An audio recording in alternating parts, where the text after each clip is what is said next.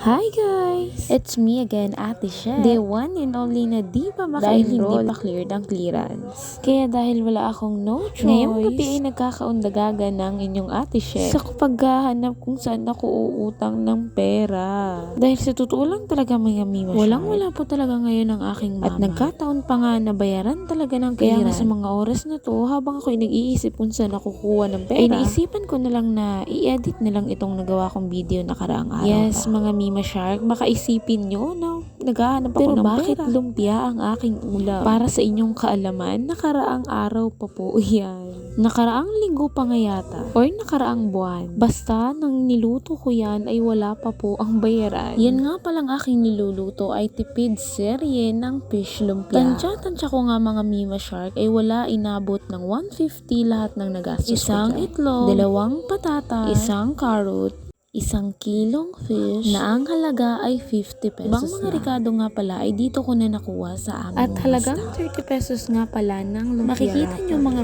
pinaksiw ko nga pala muna para magkaroon ng lasa at para mawala naman ang konting lansa. At sa puntong ito ay inisa-isa ko nang tanggalin ang magkakadikit na mga wrapper. Sinimulan ko na nga ring himay-himayin ang mga isda. Kailangan nga mga mima ay wala talagang maisamang tinik. So una nga ay ginamitan ko pa ng kutsara yan. Pero para mapadali ang aking gawain, ay kinamay ko na lang mga mima. Super tanggal talaga ako dyan ng mga tinik mga mima. Dahil alam ko nga naman kung gaano talaga kasakit ang matinik. At pagkatapos nga niyan, dinurog ko na ang mga isda. Hindi ko na nga pala napakita sa video. Dahil nagmamadali na ako niyan at ako'y nagugutom na. Yes mga mi, gabi na talaga niyan nang piniprepare ko yan. At yan mga mi, makikita nyo na sa picture ko lang talaga inilagay. Dahil wala nga akong malaking bowl na kasya lahat pag pinagsama-sama yan. Sa mga puntong yan ay minerkos-merkos ko na talaga ng mabilisan. Sabay konting timpla at yan, ready to balot na.